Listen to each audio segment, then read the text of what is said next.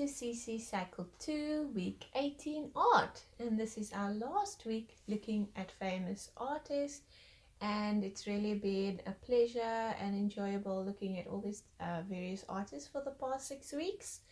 I hope you guys have enjoyed it as much as I have. And it's just been so interesting as we've been exploring their different techniques and distinctive styles. And this week, our artist in focus is Vincent van Gogh. And I think fittingly, we end off with Vincent van Gogh because he's considered arguably to be one of the most famous artists. And so Vincent van Gogh was from the Netherlands. He was born in 1853 and sadly died in 1891.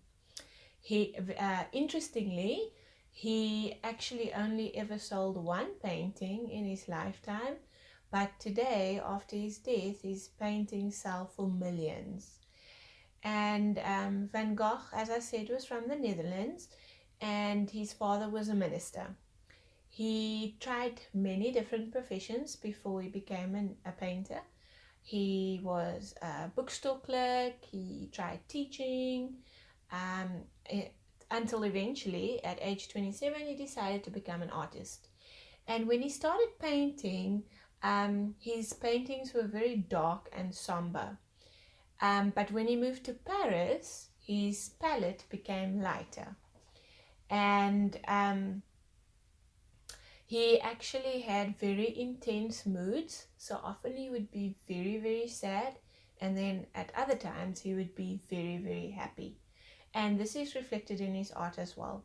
He wanted to reflect emotion through his art. So the art project for this week is a option between either choosing impasto or choosing to do a replica or your own version of the Starry Night. Now, impasto is a type of art style where you use thick paint. So that's the one, as I mentioned, that's the one option available to you. And then just to look at Vincent van Gogh's Starry Night, he painted that in 1889, a year before he died.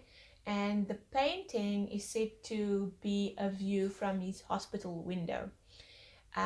While the painting is said to be half a view from his hospital window and half from his own imagination. And if you have a look at it, it's very dramatic, the night sky especially, and the huge night sky overshadows the small village, and it's got swirling brush strokes, and the swirling curves of the stars contrast with the linear angles of the village.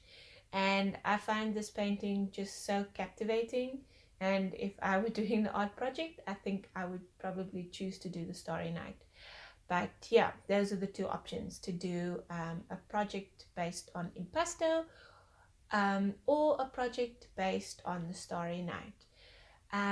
So this is the end of our series on famous artists, as I mentioned before, and I really hope all of you have enjoyed it as much as we have, learning about these different artists but also doing the different art projects. And it's really been a good time, and I'm wishing all of you well until we meet again. Goodbye.